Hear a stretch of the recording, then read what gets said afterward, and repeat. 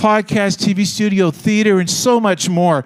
So if you haven't been here tonight, we're going to do a little thing. Part of it is to help us out, and I'll explain why. The other part is just for you to enjoy the museum. So spread out around all the chairs in this place. If you look underneath, you're going to see an envelope, and there's a pair of tickets spread out. So go down there, grab a ticket. If you see anything there, just throw it on the side. We're going to clean the rest of it later. I know, that was nasty. I know, that was bad. We don't have to pay for this cleaning service now, so we appreciate it. Get down there. Good news, we just cut we're good? Just toss it to the side. Anyone got a ticket? Anyone got an envelope? Good.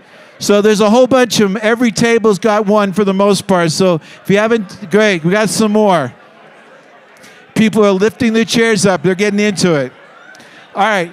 So I'm going to try and get your attention again.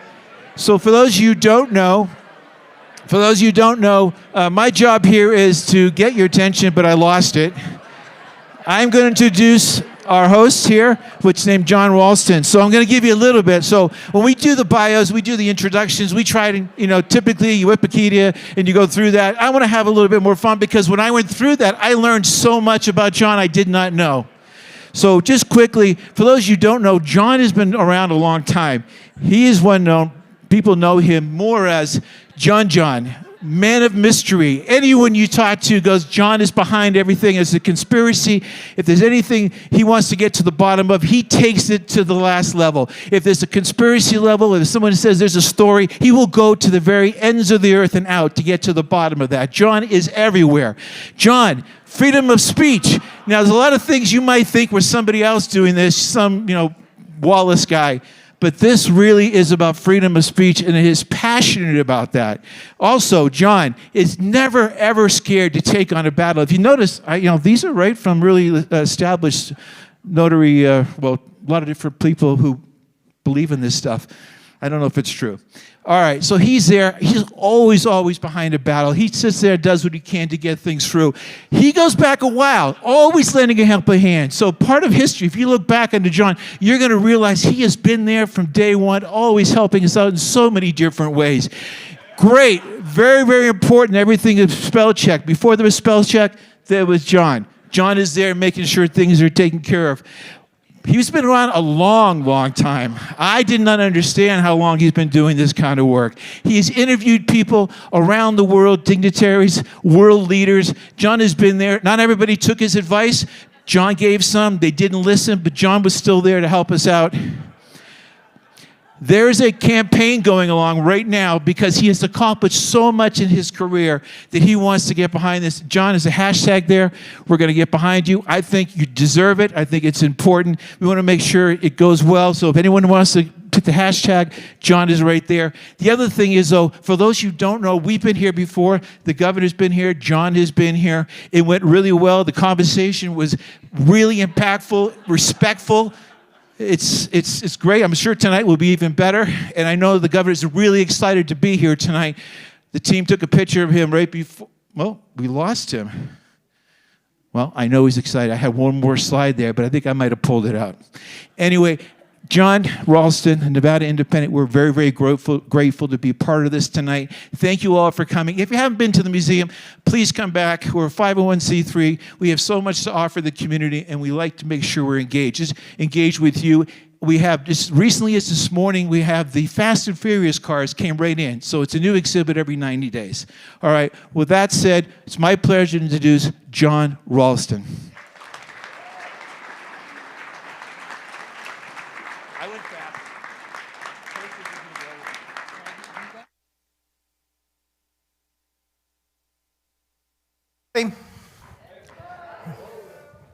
So, based on that introduction, this is the last event we will ever be doing here at the National Auto Museum. Thanks, Phil. But seriously, this is a great venue. We are thrilled to be here again in our partnership, and Phil has been great to us, so thank you for everything that you've done except for that last thing. So, look at this crowd. It's amazing. Clap for yourselves for coming out. It's so great that y'all came to see me. Look, no one's laughing, Governor. That means they really did. So there's probably about 300 people here, and there's a whole bunch of people watching on the live stream. This is the biggest event we've ever done, our most successful event ever. I want to thank our revenue team is here. Brett and Megan and Dawn are the best of the best. Give them a round of applause. And I want to thank all of you who are in some way, shape, or form supporting the Nevada Independent, or the Indy as we call it. The Indy is the best thing that I've ever done in my long career, and I mean long career. And I like to say this, and it's not me being glib, but it's the one that has the least to do with me.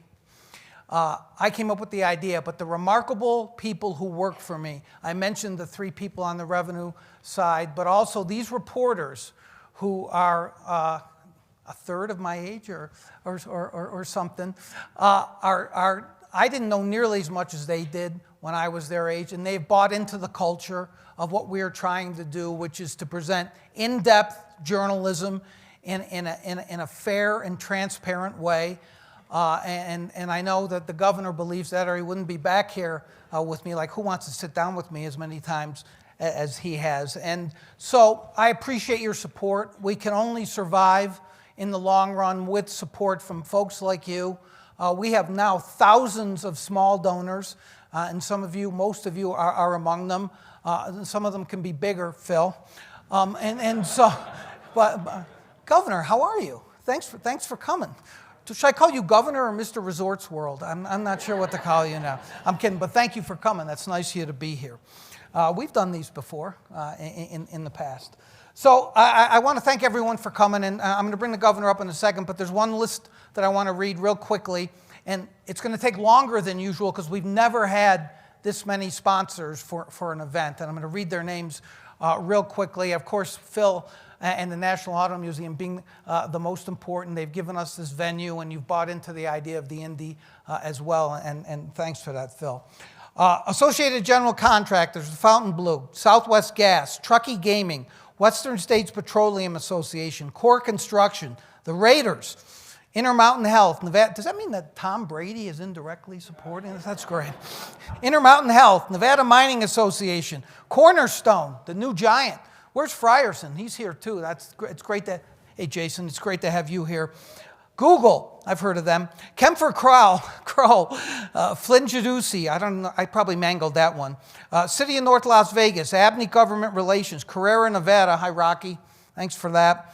Abby Agency, Abby Whitaker. If you don't know her, then you are a nobody in this town, is what I've been told. Because Abby is the greatest. The Castroverde Law Group, Alex, has been a huge help to us. Nevada Donor Network, Warner Brothers, Bob Stoddall, who is my mentor as a journalist and a chairman of the Indy board. Renown Health, Nevada State University, EDON, I saw Taylor earlier, the Reno and Sparks Chamber, the Gwynn Center, and last but not least, Nevada Rural Housing. Please give them all a round of applause for sponsoring this event.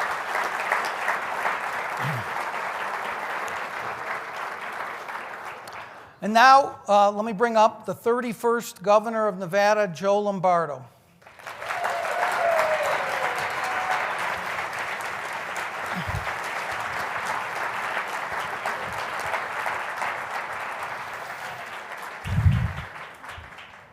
Governor, we have to stop meeting like this. Maybe we should. I shouldn't have said that, should I? No. I'll give you an out the next time. I have to say about the governor, sit down, sir. I have to say to the governor that, and I said this last time, I really mean it, and this is no slight to any other governor, but no governor has ever sat down for 4 of these, and you're not even done with your first term yet. And so we've done 3 here and 1 in Austin, and you've always been willing to sit down and chat. And is that just because I'm so charming? Is that the reason, Governor? So, no, but it's a great statement. And I think there was a question in there, but I think it's important for, because as you can imagine, polarization in politics, and there's people on both sides of the fence and say, why are you doing that? Well, outside of keep your enemies close. I think it's important to be transparent. The media is considered the watchdog of government, which I appreciate, as long as it's fair. And with that fair statement is the Nevada Independent, and I appreciate that. Thanks for saying that. I appreciate that, Governor. So we're gonna sit here for about, I think your staff agreed to 4 or 5 hours, however long it takes. No, So I said integrity also, right? So let me just start out with a general question. The legislature, as you may have noticed, Governor, has just started. What do you feel that you learned about? But when you came up, we've talked about this before, you had never dealt with the legislature in the way that you are now. You've come up before as sheriff. But what did you learn the first time that has better prepared you for this time? Communication, lack of. I think it's important for people to realize, because especially when you have people of disparate views, the key to is communications to bring them together, right? Especially when you have controversial policies, you have strong opinions on both sides. And I think the design of government is with that in mind, and bringing people together, come up with a consensus, and eventually, the head of agency or organization makes the final decision. The communications is lacking. Both ways, are you saying, last time? I believe it's both ways. In the early throes of the infancy of my first session, I was, starry-eyed and believed that people wanted to get the state's business, the people's business done in the right way for the right reasons. And that was naive, to tell you the truth. I think personal agendas come to play more often than not. But that's not to say that there isn't good people in the process, both in state government and the legislative side of the government. But I was a little naive into the spirit of cooperation. And that brings me, and thank you for the segue here, to the overarching question of this session, which everyone in this room, anyone who follows this knows. Can you get anything done? And by you, I don't just mean the governor. I mean the governor and the legislature with a Republican governor and near supermajorities, not quite supermajority, you want to clap for that. Well, before you finish the question, John, I think that it's important you asked for a clap for that. And I think that's a very practical, ask, because supermajorities are failures, in my opinion. Single party rule, lack of that proverbial discussion, and good policy. So I guess the question I ask, I'd frame it this way: do you see room for common ground? And I don't mean just just say yes. Of course there is, John. But look what we've come out of in the campaign, and even past that, with your PAC accusing the Democrats of having what you called a culture of corruption, and now even after the new year and the session starting, the Nevada Democratic Party is essentially sending out almost daily press releases. I don't know if you see these or they keep them from you, but they're attacking you almost every day. Why should people have any sense that we're going to get anything done at all? Because they have faith in what we're trying to do. They have faith in people. They have faith in the process. And I have faith in the process. And I said it in the State of the State, no matter what my experiences were in the first session. I overall think we were in the majority successful in the first session with a lot of blood, sweat, and tears that went along with it. But going into it from the very throes, it would be defeatist to think that we wouldn't accomplish anything and go in with that mindset. I have faith in what people are trying to achieve on behalf of the people of Nevada. Will that bear fruit, or will that change through the process? Of course it will. Of course it will, and hopefully it's in a majority versus the minority of what we're trying to accomplish. But have you changed your outlook too? Because there were some bad feelings, not just after the session. I mean, 75 vetoes, and I said this, by the way. I was on a panel with the Senate Majority Leader, Nicole Cannizzaro, and I said to her, and I'd say to you too, if a governor vetoes 75 bills, that's a lot. That's probably not a record that you're proud of. that's a failure of leadership all around, because you should be talking. They shouldn't be sending you bills that they know you're going to veto. There has to be communication. Is that occurring now in a way that it wasn't in 2023?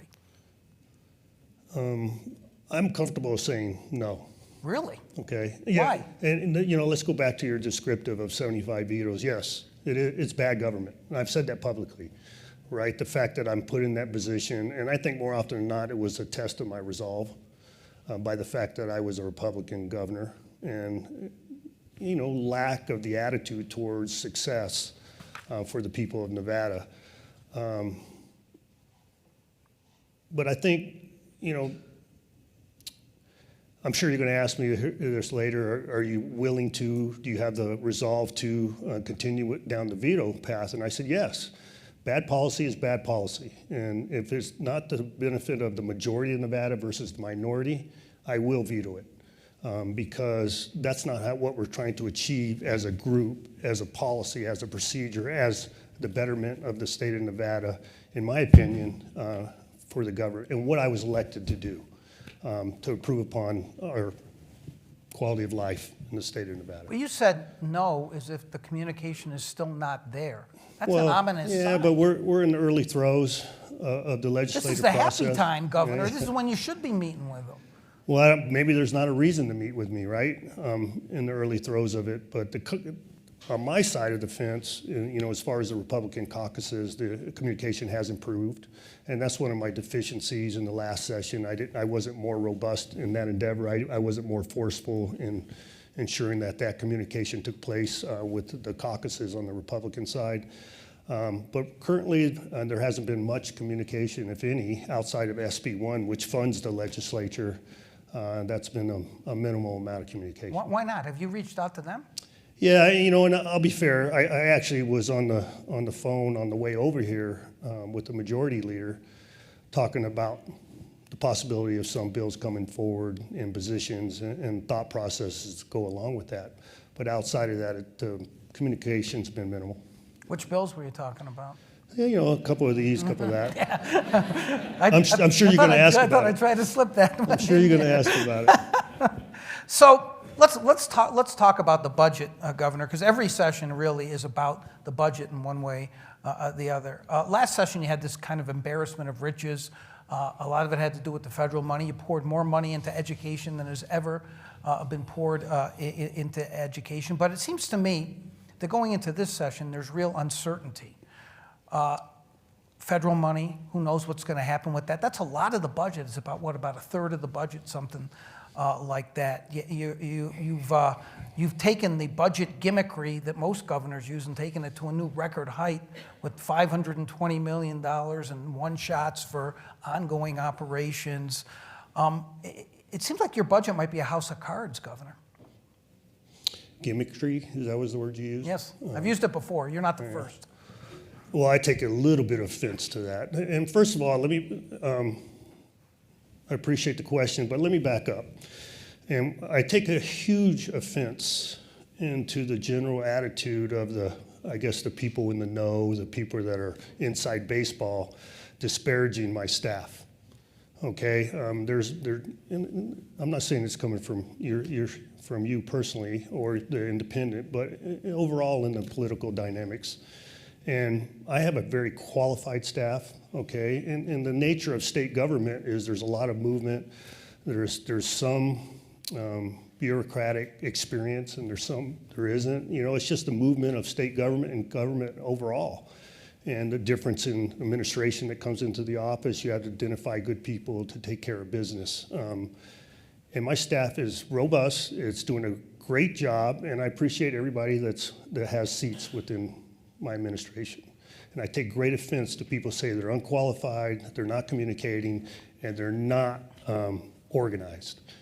If there's anything I do know in my experience, as both being the sheriff and a short term as the governor, is I know people, I know how to be pragmatic, I know how to go through processes, and I know how to get stuff done. Okay? And we're getting stuff done. But you presented the conundrum, right? The conundrum is the federal money and the absence and the possible continued absence of federal money. And how are we going to get stuff done with that hanging over our heads? And that's through processes, that's through negotiations, and that's through determining what's high priority and what is fluff. Okay, so if you talk about the budget issue that was presented in the early throes prior to the legislative formal convening, there were some issues there. There was some issue with some personnel that were identified, and we quickly addressed that. There were some issues with revisions that come through the budgeting process from the previous budget, and the statutory requirement of 5% in-fund balance. Do you meet that in the early throes in the presentation, or do you meet that after negotiations in May through the cooperation of the legislature? There's been information brought forward previous administrations, and that was the nuances of how their budgets were presented without consternation or public discourse. But I think probably part of the public discourse was because of the size of the balance, right? And that came down to how are we going to fund teachers? And how are we going to fund pre-K? And whether that would be permanent or through one-shots, and the difference in what we believe would be the direction to go with that. We identified that nuance, we presented it, the budget is balanced, and that's how we're working going forward. So let me just address the first thing you said, and then we'll go on with this discussion. I have never liked anyone who had an elective office criticizing or passing the buck to their staff, right? And you have a lot of great people working for you. And almost every governor I've ever covered has had great staff people. I think the people who work for the state, they don't work for as much money as maybe the general public thinks. And a lot of them are really, really talented folks. So I hope that's not coming. I mean, I haven't heard what you're saying, although I'm sure you've heard some of it. But this is I've followed this for a long time, a really long time. My first session, I'll admit it, was 1987. So I've been around a lot of governors. And I've seen, and I'll use the term again, budget gimmickry used to balance budgets. Right. This is unprecedented, Governor. This is unprecedented, and the buck does stop with you. The size of the one-shots, the $335 million in fixes, and firing a budget director right before the session starts. So, and I don't mean this to be, we're not being confrontational. We're having a conversation. It's a serious question. Did you not have your eye on the ball? What do you think happened to cause that problem? Yes, you're right. I would never defer problematic issues to my staff. I take responsibility. I'm the governor, right? But it's a very complicated issue, right? And there are expertise and within those particular fields, especially the budget. And it takes it's a big learning curve, right? And a big understanding curve that goes along with it. It's big money. It's big money with a lot of complicated programs that it supports. But I'll default back to the original issue. The biggest crux of that was involving teachers and pre-K, okay? And how do we fund that going forward? My understanding, it would be permanent and going forward in the budget without one-shots. There was understanding on the other side of the fence, no. And maybe that was a miscommunication of me and having my direction not appropriately understood or given. And that ended up being the big crux of the issue. So, yeah, right, it's me. The failure is upon me because identifying the proper use of that money's one-shots versus general fund and funding those particular programs into the future. So we just touched on it. I want to go back to it for a second. The federal funding, which could be a huge problem for you, but not just for you, for the state, right? There's a lot of proposals coming from Washington that have to do with freezing federal funding, cutting federal funding, perhaps, and we'll get into some of the details maybe a little bit later. There have been lawsuits filed by AGs, including our AG. I don't know if you've heard of him. Aaron Ford is his name. Again, you've heard of him.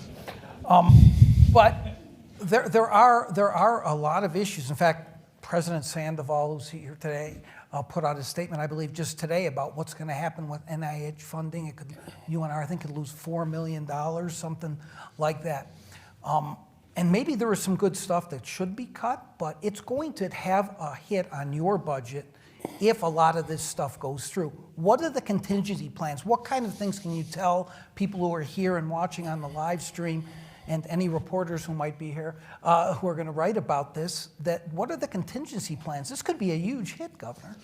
Right, and it's very hard for me to opine on hypotheticals, but it'd be malpractice not to have a contingency plan or understanding in case of, what if, right? So in government, how do you balance the budget as a result of without hurting why you're in business, right? Your constituents and the people that are in need.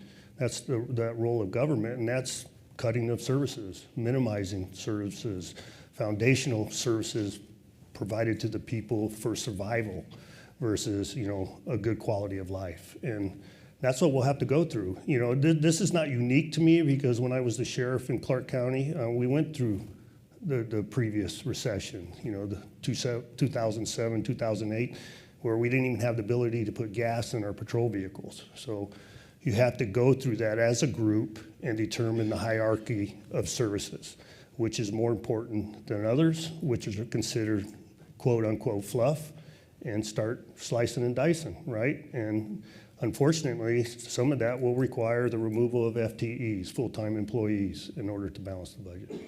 There's another way to do it. How's that, sir? You could raise taxes. Yeah. But I mean, for those of you who didn't hear, there was an individual here on the stage said I could raise taxes, and I've said this publicly, and I'll stand by it. No new taxes. But but hold on. But is that just because you're up for re-election, or you really think that's the best policy? No, I mean, you don't want to cut services that are really essential. No, I don't. But one thing I have learned in government, there's a lot of waste. Okay, and hopefully you control that and you identify it and you remove it.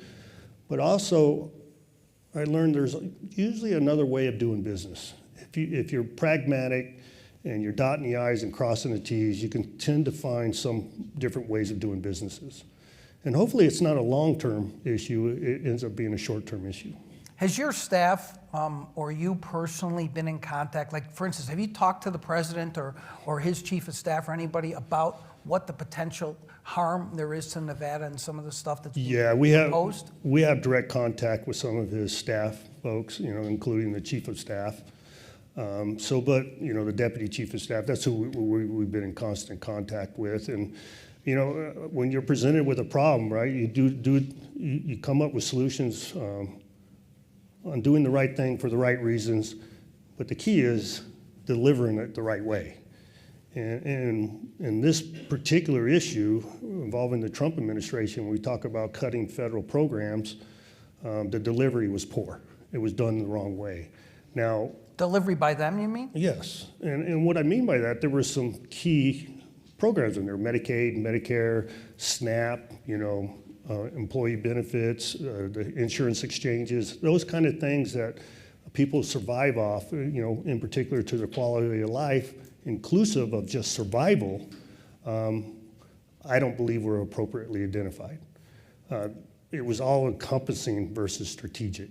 And in short order, obviously I'll give them some credit, in short order they realized the error of their ways, and I think that was a barrage of individuals like me and also governors in other states letting them know, hey, hold on, maybe you didn't realize this.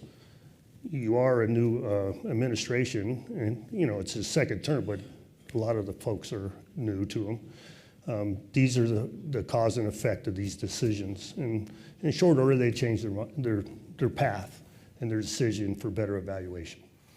That can't inspire much confidence, though. How worried are you about what's going to happen in the next few months? Well, he's a disruptor, right? He's a disruptor, He's disrupted your life. Well, a little bit, but I think it's important that there's people realize he's doing exactly what he said he would do in the campaign.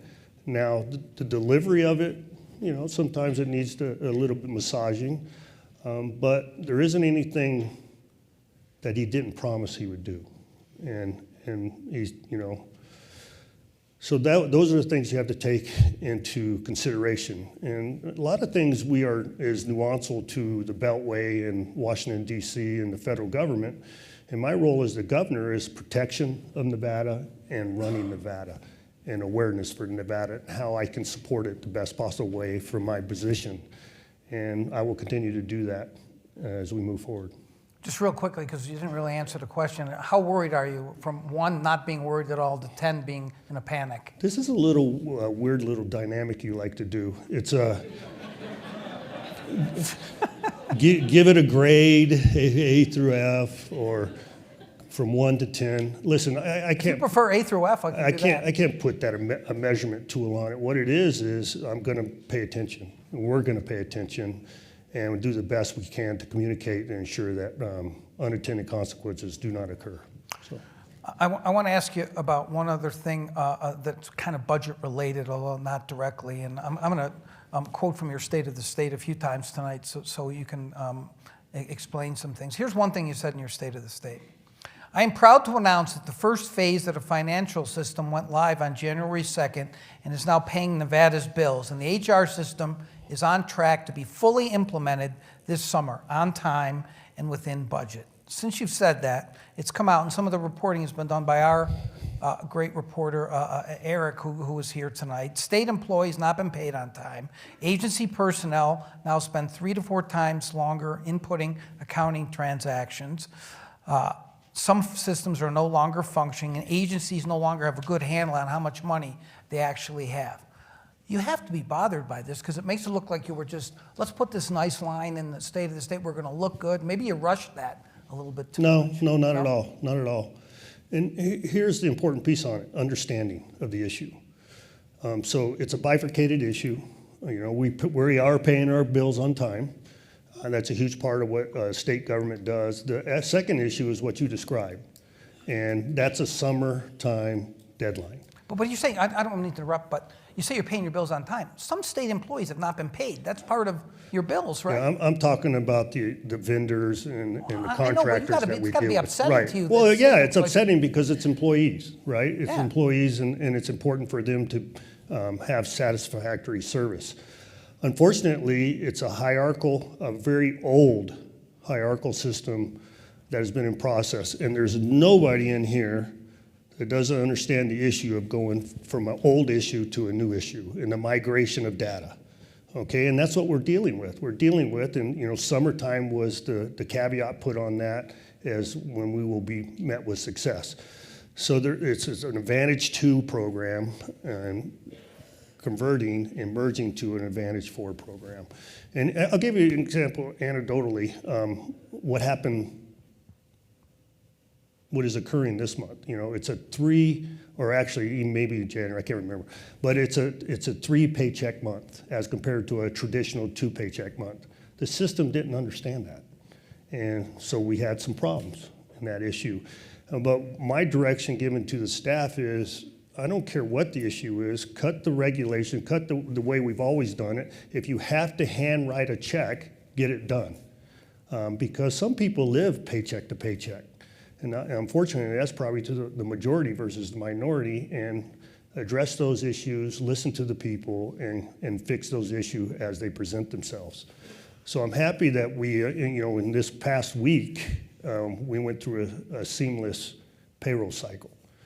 I'm not going to paint a rosy picture on it. Let's figure it out as we continue to move forward. But you feel confident it's going to be fixed by the summer? Yes, I feel confident. And one of the people, and I'll give him due knowledge or acknowledgement, is Jack Robb. Jack Robb is the administrator of that program in support. Is that most applause Jack Robb's ever got? I think it's probably his family, but But the thing is for him to take it, the steer by the horns and wrestle with this program and this problem is monumental.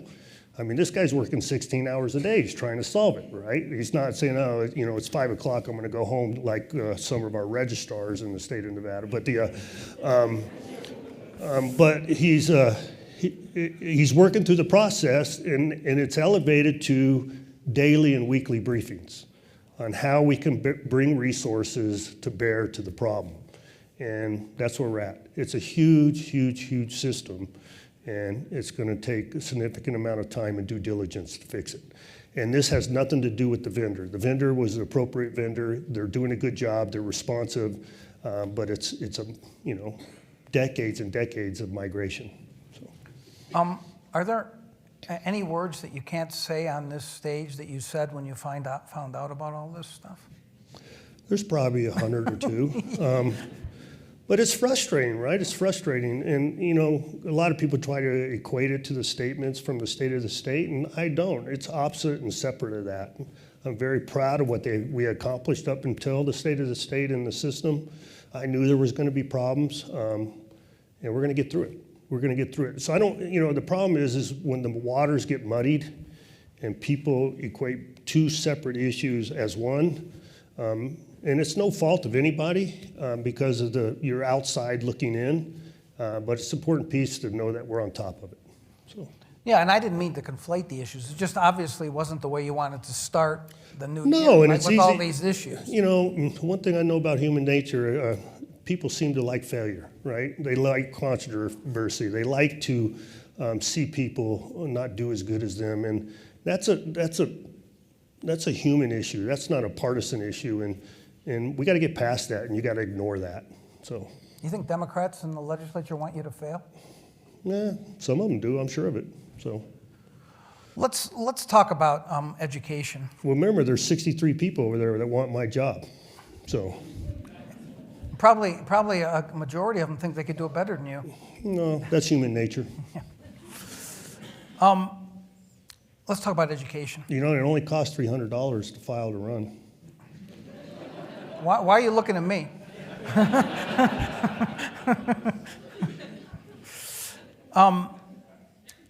We'll talk about the AG later. So let's talk about education. You've talked in the State of the State about something called the Nevada Accountability in Education Act, and here's what you said. We are advancing policies that demand stricter accountability, equity, and excellence across every level of our education system. We are raising the bar for our schools, school districts, and school boards. How are you raising that bar, Governor?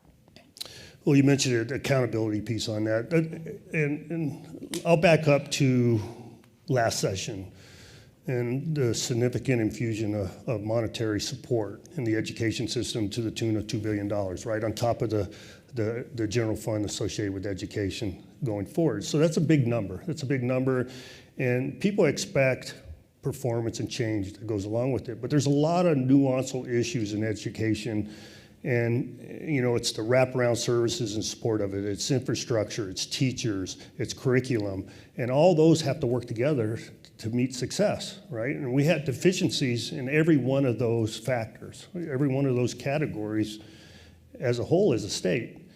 And so part of that injection wasn't just in, the naysayer constantly is pouring money and getting the same results, the definition of insanity, right? Expecting a different result. And that's not accurate. That's not accurate. There has been some change as a result of that financial infusion into the system and the national metrics. There's been a huge change in the infrastructure associated with education. There's been a huge change in teacher vacancies that goes along with it. And there's been constant conversation on curriculum and the thresholds that go along with, thank you, Governor Sandoval, and Read by 3, and the ability to enforce that and hold people responsible for that, the ability to raise the dynamics in the curriculum on how to learn, and the ability to formulate math and the measurement of math and success of individuals. So we're doing a lot of changes in that space, but we're not where my vision is with that. So I want people comfortable knowing we're not wasting money in that space. But what we are doing is not affecting enough change for programs, I believe, that meet success. And I'll mention that, and this is one of the most passionate things for me as your governor is school choice. School choice means a lot of things, right? It means a lot of the changing the way we've always done business. It's not necessarily voucher systems, opportunity scholarships. What it is expansion on ability to learn what in ways that are more conducive to your personality and ability or financial wherewithal. Open zoning. If you're not stuck in a learning environment of a traditional one-star and two-star school that has never changed in its ability to become a better education institution. And those individuals that don't have the financial wherewithal are stuck because it's traditionally in poor neighborhoods, right? Economically challenged neighborhoods. And open the zoning, which is traditionally in school districts restricted by zip code. Let's push them out and give them the opportunity through lottery systems or open seats in other schools, get them to there. Well, how do they get there, Governor? Well, provide transportation services that support that. Is there a different kind of education I can learn? Yeah, charter schools, expansion upon charter schools, which teach kids in a different dynamic, right? And has different requirements associated with reporting of education. It's different opportunities to achieve what we're trying to achieve in giving them options and not regulating them or regulating them, regulating them into an environment where they can't learn. Safety, another big issue. I just don't feel safe. I'm not treated appropriately in my environment. I need an option to move on or get out. Parent satisfaction, teacher ability. You know, traditionally in the teaching environment, do we have the good teachers in one-star, two-star schools? No. They quickly move on, whatever is a better environment to even teach in. Can we incentivize them to stay within those environments? Can we convert the schools via accountability for lack of performance into charter schools or receivership under the auspice of the state and or the county and the school board and or even the individual teachers within that environment? There's a lot of options available, but here's the unfortunate piece. School choice works. I was just reading a Mountain States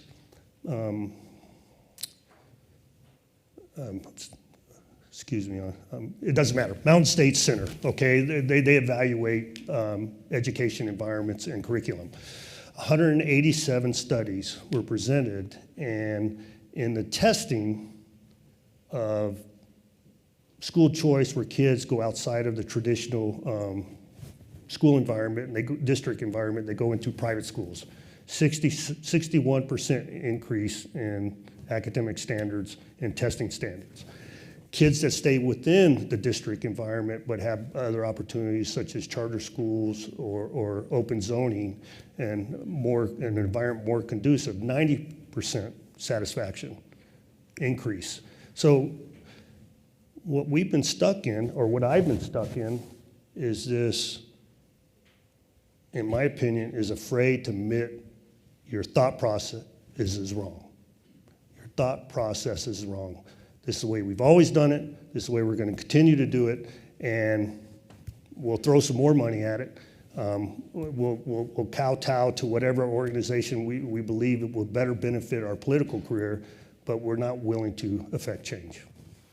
So I let you speak there for about, 5 minutes. It seemed like a half hour to me, but seriously. Well, I appreciate you letting me speak. No, because you know what's great about that? You know what's great about that is that you made my job easier. You asked yourself like 6 questions that I was going to ask you, and you answered them. And so that was great. Well, as you can tell by my demeanor, this is a very important subject to me. And I said it in the State of the State. Are we happy with the status quo? And I'm not. And we have to look at different ways of doing things because the system we are stuck in, the system that we have tried to put a Band-Aid on, a little duct tape here, a little modification here, is not working. So, and who's suffering as a result? Who's suffering as a result? So let me just ask you a few follow-up questions to what you said. You mentioned a lot of different aspects of this and how school choice can't just be, a headline. There's a lot of different kinds of school choice. Are those concrete proposals that you're talking about that you are going to put on the table? Yes, the majority of what I talked about just now is in that bill. Isn't that? Okay, now there's some, and to be fair, there's other individuals, legislators, including of the majority leader and some other folks on the Republican side that have some modifications of those ideas that we will obviously be in discussion about, right? Example being the last session, me and Angie Taylor had an agreement on school safety, right? She had an idea what it should look like. I had an idea what it should look like. And this is what you were describing when we sat down. Communications, cooperations, bipartisan solutions, and let's mold it all together with a good vision and a good plan moving forward. So I'll get to the politics of this in a second, which are really interesting or very frustrating to you, I'm sure. But there's something called, and this is not a joke of a group, it's called the Commission on School Funding. I'm sure you follow them, and maybe you follow what they just came out with. They say essentially, it's not all about money, but it is to some extent about some money. We're still far behind in per pupil funding. Probably need a $500 million infusion over a certain period of time. They think you should look at the property tax and how it's applied. They think that maybe the sales tax should be broadened. These are smart people, Governor. I mean, do you take anything that they say to heart? Oh, absolutely, absolutely. And you're right, they're smart people, right? And but we also, it's my responsibility to take it as advisement, not as a mandate, right? And what do you agree with that they said? well, change and how we deal with it, right? And I believe there was an increase per pupil of $5,000. I can't recall what the absolute numbers. I'm sure somebody in the audience has the answer. But here's the issue I have. Okay, this is what we need to fix it. All right, that's an absolute statement. This is what we need to fix it. It goes back to what we just started this discussion with. Money's going to fix the problem. No. Process is going to fix the problem, right? Programs is going to fix the problem. Yes, money is part of it.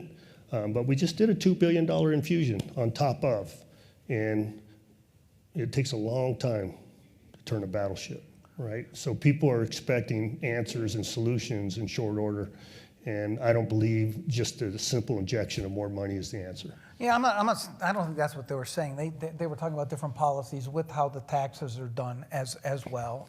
But they were talking about how funding mechanisms, correct? Yes, that's right. And as former Governor Sandoval will tell you, he tried to turn around that battleship too. He presented some policies you mentioned by one, and then another governor of a different party comes in and wants to undo some of that. And I think what people hear, no matter what your party is, or they want a solution. Right. They want what you call a fix, and it's not an overnight thing. And I think there's a lot of people who might traditionally have not even thought about school choice and said that's not the answer, that's vouchers, private schools should not get public money, all the shibboleths that you always hear.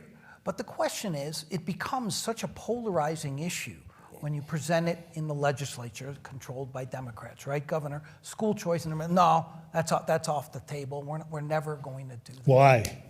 Why is it off the table? You ask them. You got to talk to them. Yeah, exactly. Right?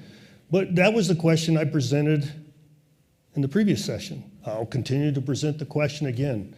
And this is not agnostic to me. The polling data says so.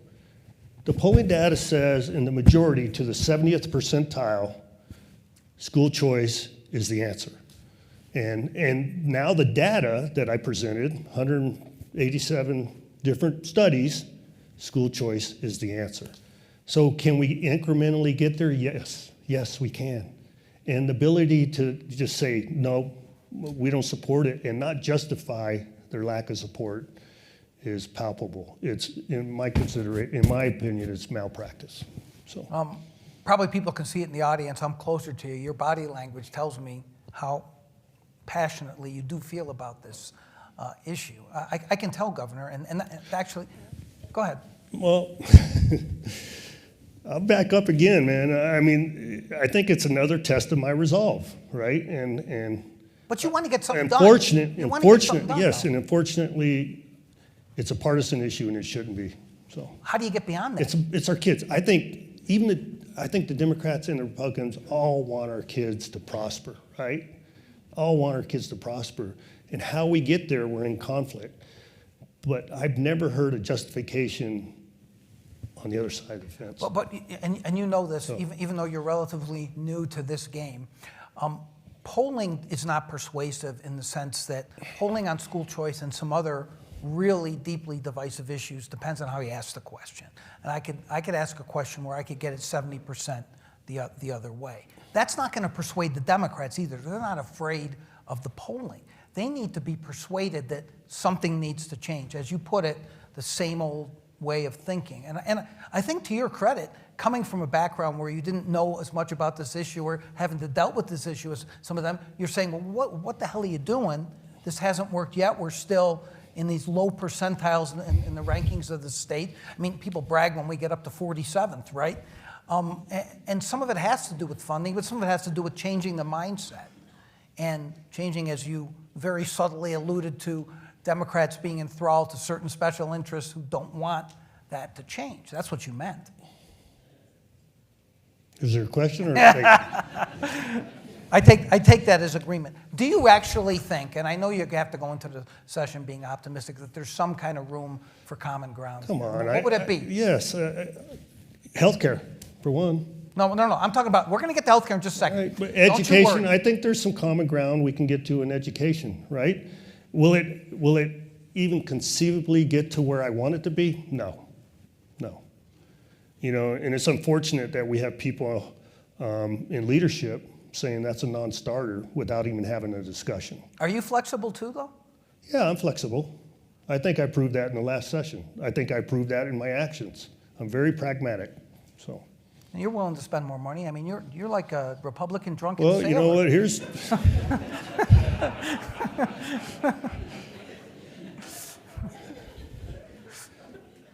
Yeah, exactly.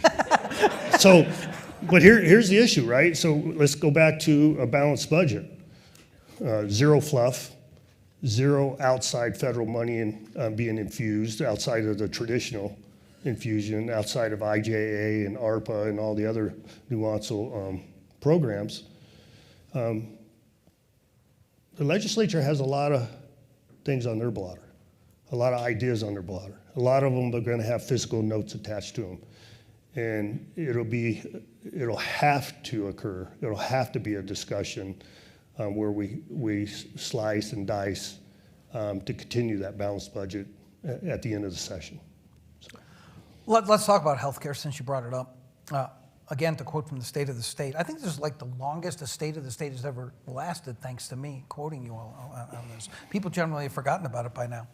This session, we're confronting this issue with a bold plan to modernize and strengthen our healthcare system. And you've talked about this bifurcation with the Nevada Health Authority. Where did that come from? Why is that going to help? That came from the people that work within DHHS, okay? Richard Whitley is awesome. He's the director of DHHS. He's been around a long time. He has a lot of responsibility, a lot of fiscal responsibility, but his authority and his responsibility is overwhelming. As you can imagine, it takes a PhD to understand the healthcare system, right?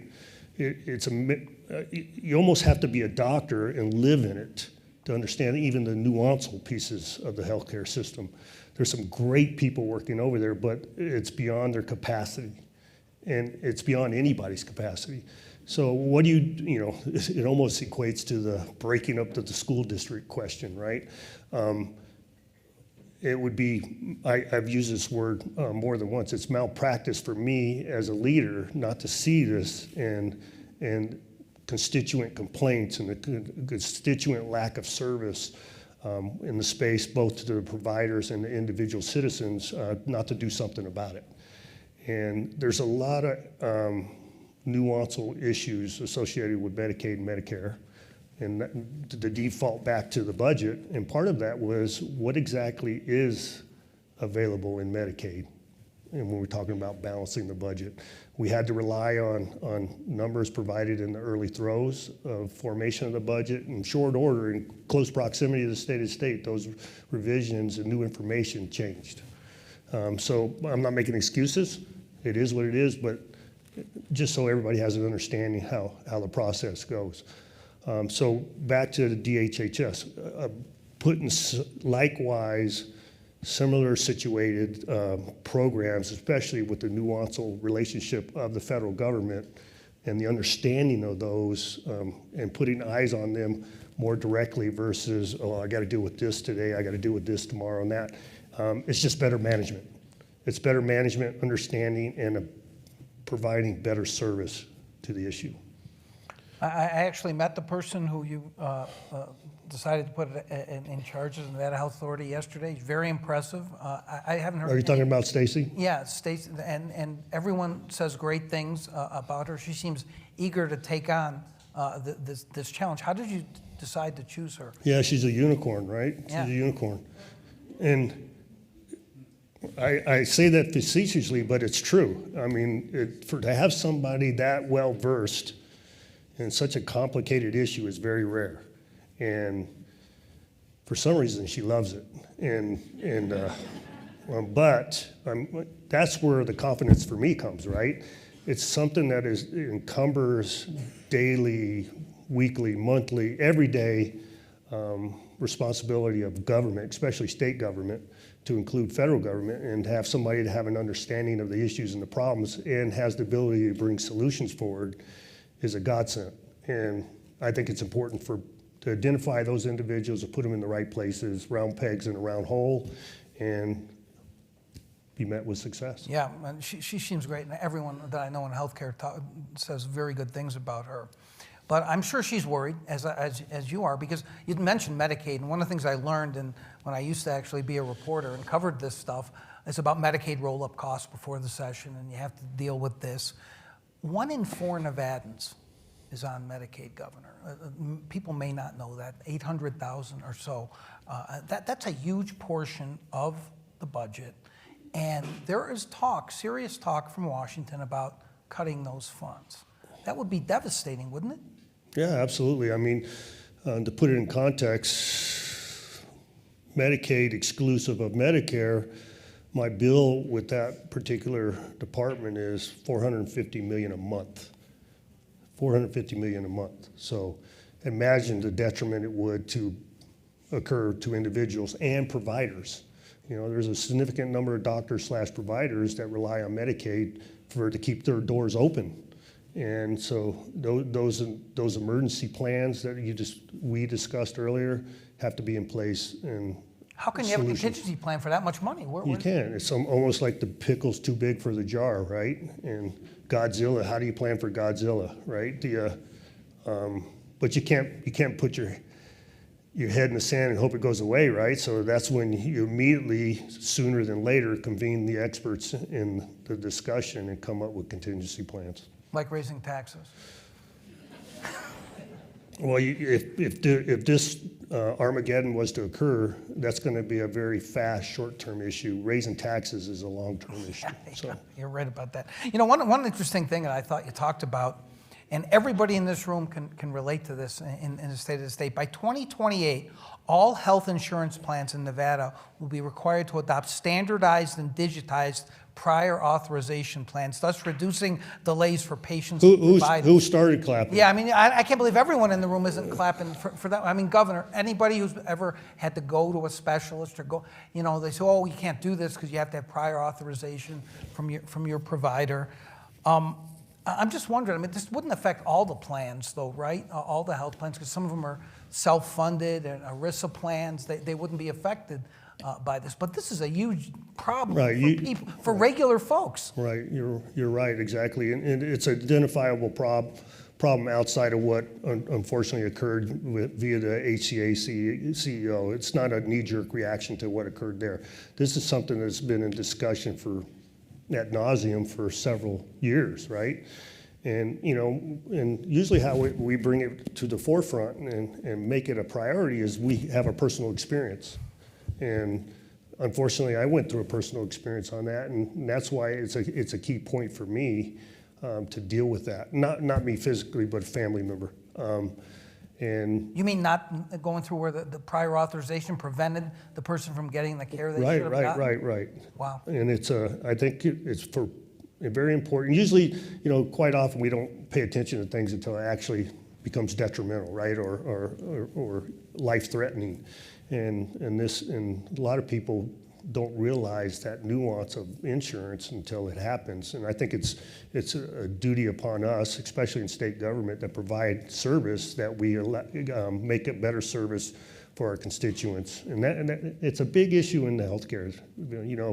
How many times have you seen people have a detrimental, life-threatening issue / disease, and they know a solution's out there, but the insurance company is prohibitive and helping them find that solution. So, Real quickly, one last thing on health. and you said, well, everybody should be clapping for that. Yeah. Well, I'm sure there's a certain sector of the business community that isn't clapping for that, right? And we all know who that is. And no matter the support either side of the fence on that is an important issue for everybody. So. Yeah, I meant like regular people and people, whether you're a Democrat or Republican. Or whether you're a governor and you can just walk in. Yeah, exactly. One last quick question about healthcare. Nevada, as you know, is one of the worst states for vaccination rates. Childhood vaccines are terrible. Should the state be doing more to address the declining vaccine rates in this state? Yeah, interesting conundrum. I haven't even given that issue any thought, to be honest with you. It's an important issue, though. You better have It is an Stacey important fix issue, it then. But and there's a lot of issues nationwide when we start talking about vaccines and whether they're positive or negative, right? And You don't think vaccines are positive? no, I think they're positive. Oh. Okay, I mean, there's a lot of history associated with vaccines, right?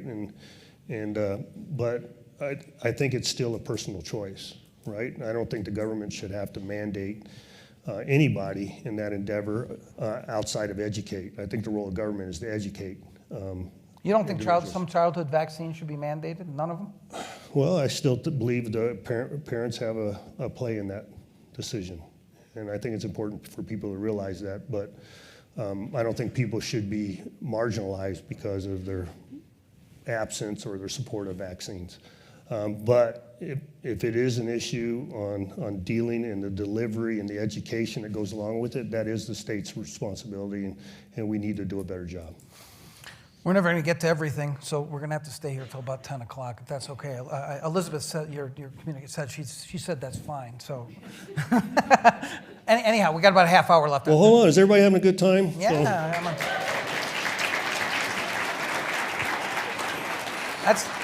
That's the worst thing your staff could hear. You want to stay longer.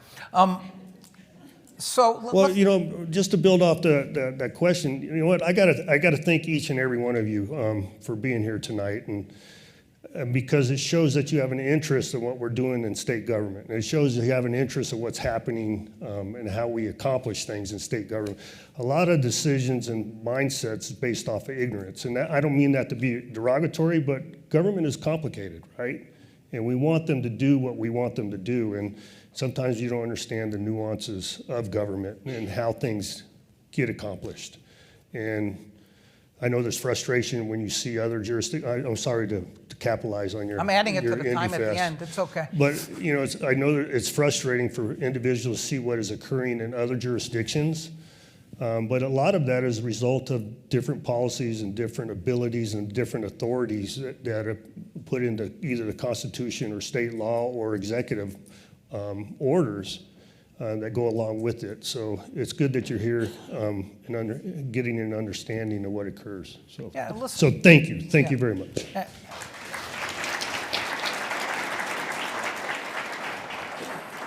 I'll subtract this from the time, but I want to say something too. Listen, Governor, this is why we do these things. I don't want to really brag about it, but Governor Sandoval will tell us, these are conversations. You and I are just having a conversation. I'm trying to get information out of you. You're trying to answer the questions. It's not a performance, I hope, by either of us. You're no new tactics. Yeah, and I said it when we sat down, John, is the one thing I appreciate about the independent, it's not in an echo chamber, right? It's not in an echo chamber left, it's not in an echo chamber right, and it tends to have a larger footprint of people listening. So, thank you. Brett Burke is here. You better have written that one down. We're using that in every promo material from now on. But seriously, let's talk about another big issue, which I know you're interested in, and which has caused great contention up in the legislature, and that's housing. Just today, you asked the legislature to join you in a resolution to ask the federal government to do a systematic release of land. And I can't imagine why they wouldn't join you in that. It makes so much sense. And you said you have great confidence in your conversations with President Trump that he's going to make that happen. How fast? Well, nobody can, in their right mind, can figure out his timeline. So, and I don't mean that to be derogatory. I mean that there's a lot of stuff going on, right? There's a lot of stuff going on. We got the European space, we got Russia, we got everything going on that the federal government is responsible. Got to rename the Gulf of Mexico. A lot of important stuff going on. You don't say anything. For your sake, don't say anything. Okay, so what was the question? I'm sorry. The question is about how fast. Is this a real possibility? You think that 87% of the land, but everyone who's followed this for any amount of time knows what the numbers are. There's an unfortunate and fortunate piece to that answer. And fortunately, the Beltway, our congressional delegation, inclusive of our senators, is in support of the more timely, substantive release of federal land. Unfortunately, in the state of Nevada, we are encumbered by the feds at a greater percentage than any other state in the union, and we suffer as a result of that. There's arguments on both sides. What is the most successful idea or plan to address the housing shortages, affordable, available housing shortages in the state of Nevada? And first and foremost, my housing plan is I believe very comprehensive, and it has a lot of tentacles associated with it. There's no one silver bullet solution to it, but one of the key solutions is the availability and the openness and the ability to construct on federal land space. If you listen to the builders and BLM and all the people in the know, the insiders on availability, in particular Clark County, the available land for development in Clark County is due to expire within 7 years, okay? And the problem with that is, okay, well, we have 7 years. No, we don't have 7 years because everything takes a long for a run-up. It takes a long to obtain funding. It takes a long to purchase. It takes a long time to submit plans and the permitting and the zoning and everything that goes along with. If it's involved in a lands bill, it takes even longer. So now is the time to act, and the time to request, and time to ask the federal government to help us in this endeavor. What's the soonest that could happen, do you think? Well, if President Trump says through the Department of Interior / the BLM says, okay, forget all this lottery ability, let's forget us weighing in on what we think is best for the state, and let the state of Nevada and the governor and the management of the state be autonomous to the state, it could happen in short order, a year or two. Okay, a year or two, and to figure out, the infrastructure that goes along with it, all the underground that goes along with it, all the tax districts developed, and the county, zoning that goes along with it. So a year or two, right? A year or two to get those answers and get the process going. Right now, we don't have any answer. Right. We're at the whim of the BLM saying, you know what, today we're going to have a lottery, and it's going to be on this tract of land. And you know what? We changed our mind. We're not going to have a lottery because the director of the BLM just got changed, right? And so there's too many, the administration just got changed. So let's put it codify it and make the process easier. let's build on that even more. So I said the federal delegation is in support of. I believe one of the Congress women put it in her campaign thing. Yeah, I'm proud to stand next to her and say, yeah, we're together on this particular issue, and I appreciate your support in this issue. When you talk about the other tentacles in the solution, that's where we start to defer on how we get there. I think your endorsement of Susie Elite really helped her in her campaign. Is that who it was? That's who it was. Real quickly, because I do want to cover a few other things in the last 15, 20 minutes, 2 hours. But before you get off, are you going to talk about housing more? Or? Yes. Okay, go ahead. Yes. So one of my reporters caught the Assembly Majority Leader in the hallway, I believe, and asked about this request that you have for this joint resolution with the legislature, and said, "Oh yeah, we were going to do that anyhow." Or I'm paraphrasing, but we brought back some of the bills that he vetoed, and those have some of the solutions too. Which, of course, it's fanciful that any of the Republicans are going to help them override any of your vetoes. But, Governor, why do you give short shrift to what they've talked about, or some of the systemic problems here that tilt laws in favor of landlords? This is the Democratic argument. Sorry, Rocky. Tilt laws in favor of landlords. The summary eviction process is terrible. Are they totally wrong? I mean, you vetoed all their bills. No, they're not totally wrong, but they're not totally right.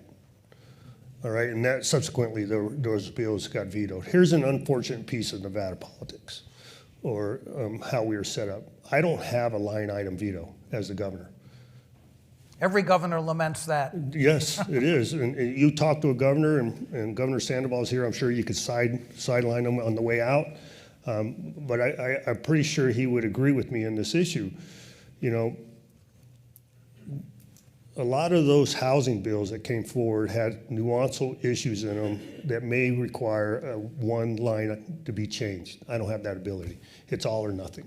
But if they're willing to do that, you could talk to them. Yes, absolutely. If they're willing to do that, we can talk to them. Yes, if we're willing to do that. Is it a problem? And that's why one thing I did learn from Governor Sandoval, who I consider a mentor. I don't know if he considers me as a mentee, but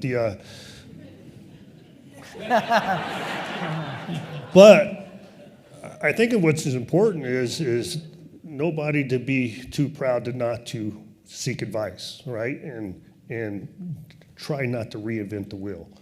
And Governor Sandoval has given me that ability to not do that. And I think what it is the line item is, I could say it's a silver bullet. And the reason why I say that is because you get in these one little nuanced line in there that says, no, that's detrimental to what I'm trying to achieve in my policy or my vision. But sorry, folks, and that's why it's very important to what I was alluding to with Brian Sandoval. He told me that's why your veto messages are so important. Inform the public as to why. So don't think you're being arbitrary, capricious, or vindictive. Make them understand the reason why you did what you did. And hopefully that hits home. And they understand that, and there's a revamp of the policy. Do you think some of these bills could pass if they made some changes? Yes, I do. I believe that. I mean, not be vetoed is what I meant, obviously. I believe that. Okay. And it's unfortunate that, that on the Assembly side, four of the bills that I vetoed are coming back without changes, obviously, because to be voted on, and I think that's a political. Think you'll lose any? And I know you hate this term, but I think it's political theater. I don't hate that term. Yeah. What makes you think that? Well, I'm against political theater, just like you. Okay. We bond on that. All right. No, actually, I love political theater.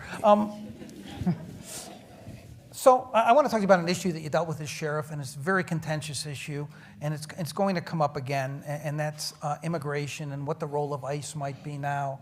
And you dealt with this as sheriff with 287G, and you've made some statements. So was your, speaking of mentors and mentees, the new sheriff is a mentee of yours, and I think, and he has made some Joe Lombardo-like statements, I would say, about what they will and won't do.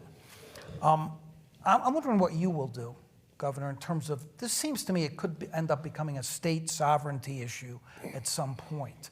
And when you're asked to call out the National Guard to help, when you're, is that even logistically possible to mass deport people? I'm sure you've thought about this issue yes, a lot. I've thought about it. A lot. And I guess people want to know, where is Joe Lombardo? Well, going first to of all, draw the line? they deserve to know. Yeah, they okay? do. And because it's a huge issue, right? It's public trust, it's family units, it's commerce, it's business, it's everything, right? And so listen, I said this when I sat down, I'll say it again. Election has consequences, right? And President Trump achieved the electoral vote.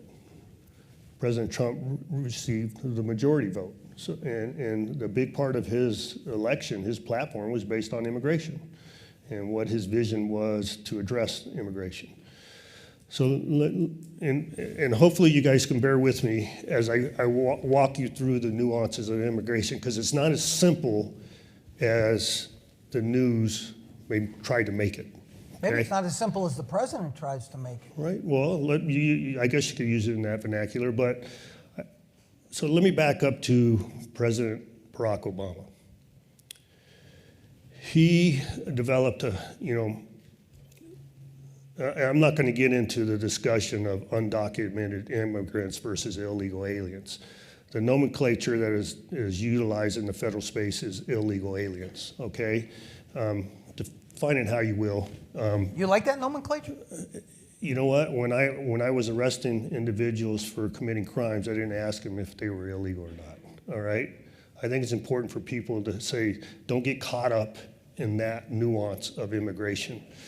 Let's get caught up in the actual policy of addressing immigration.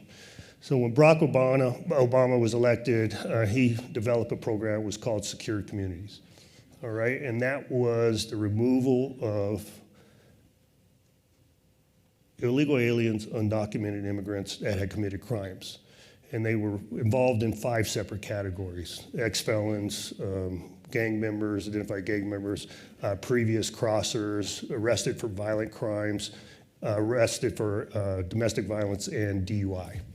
You're talking about, when you say removal, you mean deportation. Yeah, well, when I say removal, they were arrested for those particular crimes or that category, brought into your county detention facility or city detention center, and ICE was called to remove them. Okay, ICE was called and asked, are you interested in this individual? Because it was under a presidential mandate to contact ICE and identify this individual. ICE runs them through their database and says, yes, we're available, we are a resource, we will come get that individual. And this is an amazing exercise of understanding. Under Barack Obama, if you used 100 illegal aliens presented to ICE by your detention facility, they only removed 20% of them. 20% of 100% presented. President Trump gets elected, change of nomenclature, safe communities, 287G programs, and the 287G program is the federal designator under immigration, and that is nothing more than a MOU process within the county jail system to where they deputize task force officers in order to use federal systems. So you arrest an individual, you determine he's foreign born, he or she's foreign born, they meet the requirement for removal, and you can get in there and use the federal database to identify if they are illegal or undocumented. Okay. You know, if you give a whole history of immigration, this is playing into her hands because she wants you out by 7:30. No, this is an important piece. I know it's important. And hopefully you guys are interested in this. I'm going a few minutes late. Because it's fine with me. I'm just telling you. I made a promise to her. Because when we start talking about mass deportations, it's very important to know the history on this. And President Trump expanded upon the criteria to be considered for deportation. That was inclusive of any and all crimes. Any and all crimes, if you were arrested, brought into the facility and determined to be foreign born and undocumented / illegal, you were presented to ICE. Under the Trump administration, ICE removed 40% of the 100%. Move forward to President Biden. President Biden removed the MOUs associated with 287G and criteria to qualify for removal to a threat to the homeland. Thank you, President Biden. What does that mean? What qualifies for that? It's almost like pornography. It's hard to define, but you know what it is, right? You had to request via ICE and write an affidavit as to what the threat was. And under President Biden, less than 1% were removed. So we have in my opinion, a porous border. We have individuals who have committed crimes that the majority of folks in the nation, including immigrants, support the removal of people that commit crimes, and it wasn't happening. Now, President Trump gets elected. He promised, and everything, as I described it, coming up to this current election, this current administration, is resource-driven.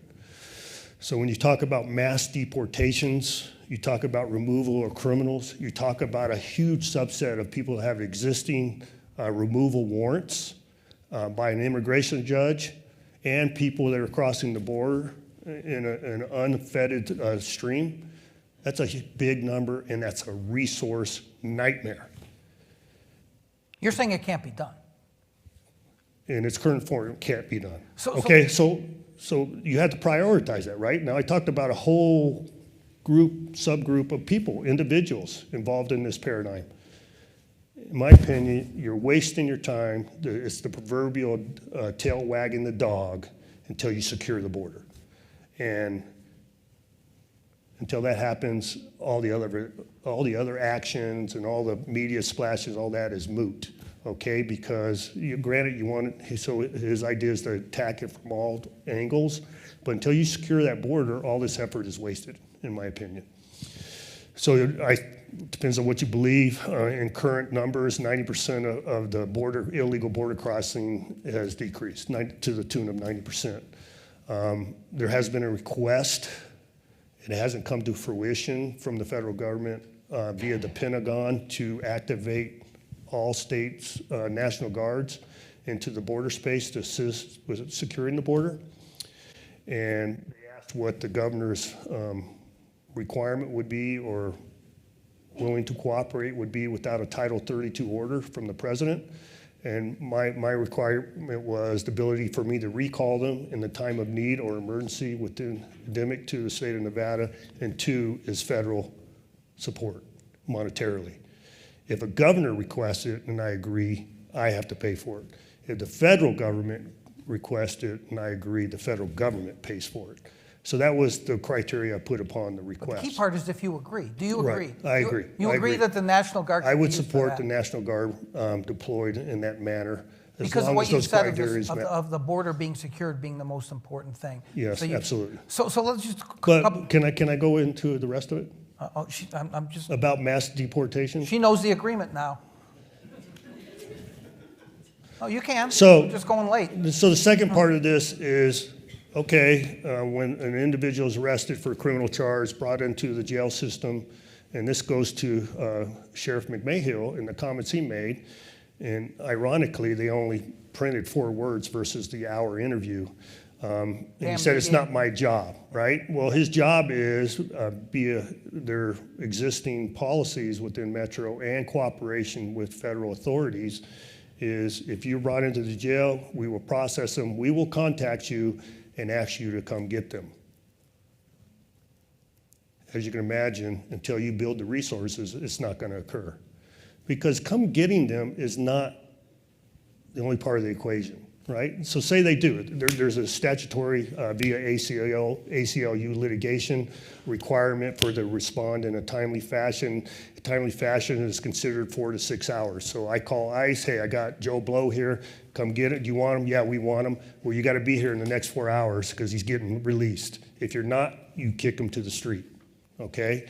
And then because we don't have the ability to detain on federal immigration charges, local authorities don't. And then so subsequently, if they don't come get them, they kick to the street. So your second demographic, people with existing warrants, that's what you're seeing nationally, these groups going out and identifying these folks and bringing those people into custody. Now, when you start talking about consensual encounters, when I first got on the police department, immigration was within a business environment and removing individuals they identified as illegals. It hasn't risen to that. There's a vision that it will rise to that, but in my opinion, the resources will never be available to support that endeavor, agnostic to the border and agnostic to existing warrants and agnostic to people that have committed crime. So. But you generally agree with the approach. You just think that it's just not doable the way the resources exist now. Right. Is that accurate? Yes, and it's not simple, and that's why you see them tasking other alphabet agencies, FBI, the ATF. I saw yesterday that they're considering deputizing IRS agents to support the feds and ICE in particular, and ERO, which is your removal officials, to help them in this endeavor. So. Do you think it's possible we could see, and I don't mean to be like apocalyptic about this, but what if he decides to have ICE agents go into schools and find undocumented kids? You think that's okay? No, it's not okay, because I believe it should be more strategic. And if the schools and the church, I'm not sure if it's church. I don't know if it's just if it's social media crap, but it's whether they went into a church or not. But those people were identified people with existing warrants. So I'm just going to ask a few quick questions. You're not allowed to go back into the Obama administration for these, okay? And you could just give as close to yes or no as you want. I'm fine if you go a little longer. Obama had the title of deporter in chief. I'm aware of all of that. All right. And I'm fine with you doing it. I think an issue like that is more nuanced than people. It's hugely nuanced. But I think people are wondering where you are on it, and I think you gave a clearer picture tonight, and I appreciate that. And interesting enough, I'm sorry to keep cutting you off, but there's an association here in the state of Nevada, in every state in the union, Nevada Sheriffs and Chiefs, and where they meet and talk about these kind of things. And they were clamoring for direction on this. Now, the sheriffs and chiefs in here are autonomous in what they'll support and not support. But always keep in mind, they cannot book for federal immigration charges. They have to be attached to a task force officer. And I leave it up to them to make that decision, which is best for their communities. So. All right, Governor, I appreciate you spending all this time. I'm not going to keep you much longer because Elizabeth Ray may never return my phone calls again. So, real quickly, if you can, keep it brief. Okay. So, another issue that's going to become highly contentious and partisan is this issue of election reform and what should be done. I think most people, whether they're Democrats or Republicans, are embarrassed by the fact that we can't get our elections done on time. You would not believe what other people in the media, my friends in Washington, say to me when I say we matter, and then they talk about how we can never even count. What's the line in the sand for you on this? Well, I think the paradigm you described is a little bit bigger than that. We always default to it's an embarrassment. It's embarrassing. It's got to be bigger than that, right? It can't be just an embarrassment. Oh, who cares? A week from the election, nobody's going to talk about it, right? True. And it has to be more than that. And the problem we have dealt with, and unfortunately in the past decade, is the perception of fraud, and how can we minimize it, or the perception. Who started that? You. Oh. So. I don't think that's correct. And what occurs in that space, that 4-day space, after election day or election night, is every once in a while you'll see an election change. This person was in the lead, now they're not, and then after these 4 days, they're winning. There's a perception of, why is this occurring? Why did it occur? Is there a fraud occurring? Let's remove that. Let's remove that, besides it just being an embarrassment. We are one of the most open states in ability to elect in the union, all right? Or to do elections and to vote, not elect, to vote. And my idea is to go And keep in mind, this 4 days after election night is a COVID idea. It's a COVID law. You think they made it permanent? It was made permanent. Changed the number of days. Right. And we've repealed every one of those COVID laws/regulations, right? But not this one, we haven't. What's the line in the sand? The line in the sand for me is voting or mail-in ballots end at the end of early voting. Okay. At the end of early voting. All right. A couple other quick things. And I hate to say this in front of President Sandoval, but I'm going to anyhow. You barely mentioned higher ed in your State of the State. Why do you hate higher ed?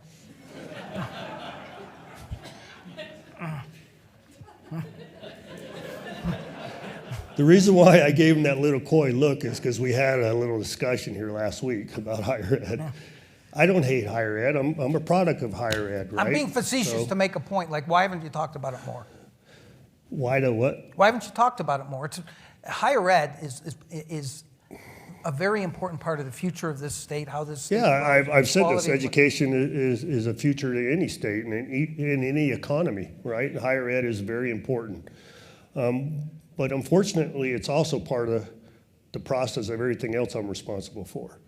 And I would not clarify or quantify or qualify it as any less important than any other department within the state in my responsibility. So, your PAC seems to be attacking the Attorney General a lot. Why are you so afraid of him? Has it? Oh, yeah, like you always pretend you don't know what the PAC's doing. To be honest with you, I'm in a blackout, so I have no idea what's going on. You can look at social media, which you love.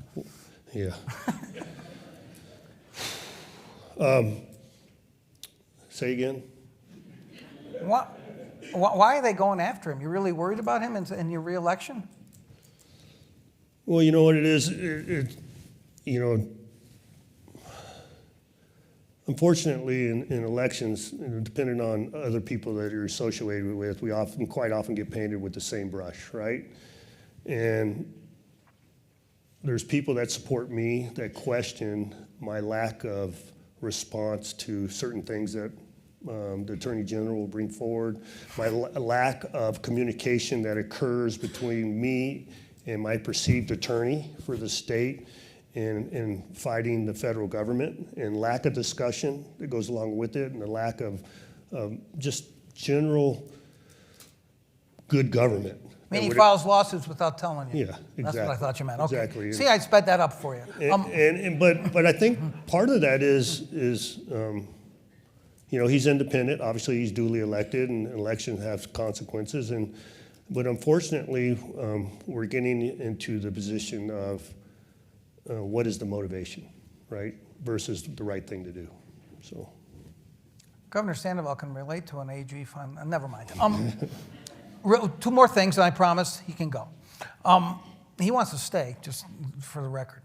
Film tax credits, yay or nay? It's not as simple as that, okay? Unfortunately, I did an interview with one of your compadres last week, and the title came out as the governor's against film tax credits, and that is only partially accurate. And the reason why I say that is the original form, when it came to the legislature last session, I was absolutely not supportive of the film tax credit in the form and fashion that it was developed, the plan and the presentation of it. It was too much of an encumbrance onto the general fund, the amount and the time with it. We were talking 20, 25 years of an encumbrance of tax credit, and the amount asked to encumber within the general fund without the ability to say no.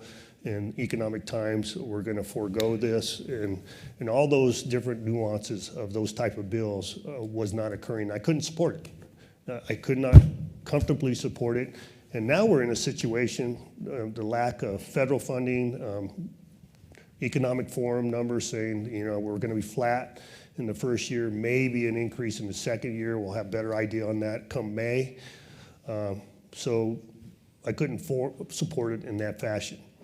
So the finishing of the question was, is there any form you could? And I said, well, I hate to go hypothetical. I hate to opine on unknowns. And, it's an economic developer. It's jobs. But are they long-term jobs versus short-term jobs? Are they actually going to produce what is predicted and projected to the benefit of everybody in the state of Nevada? And is the state going to suffer solely as a result of the agreement? And so the answer to that question is, I'll let the legislature feather it out, and then I'll come to terms with what the actual idea is. Well, you're thinking it might be problematic with the budget as it is now and with the federal issue. It could be, yeah. It could be. But we'll see what comes forward. Final topic. One of the great victories for Republicans in the legislature was Lori Rogish defeating an incumbent. You supported her wholeheartedly, I believe. You agree with that so far? Yeah. Okay.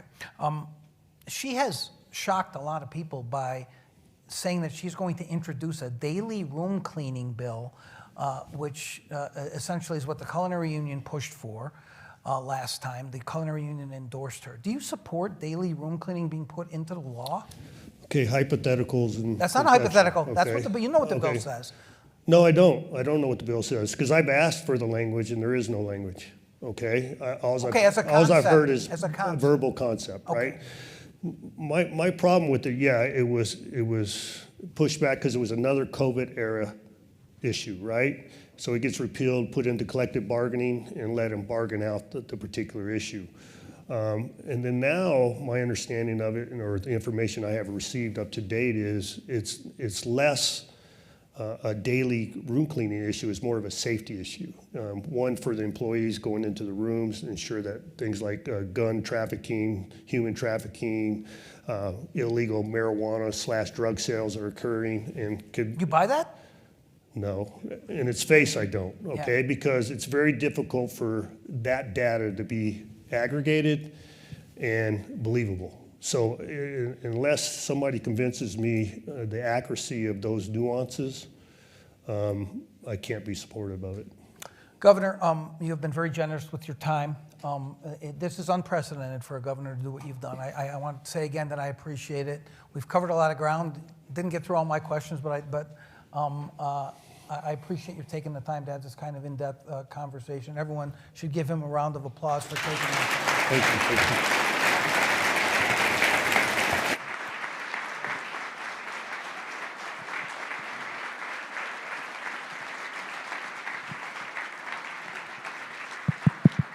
John, thank you very much. Really appreciate it. Thank you. They said I could.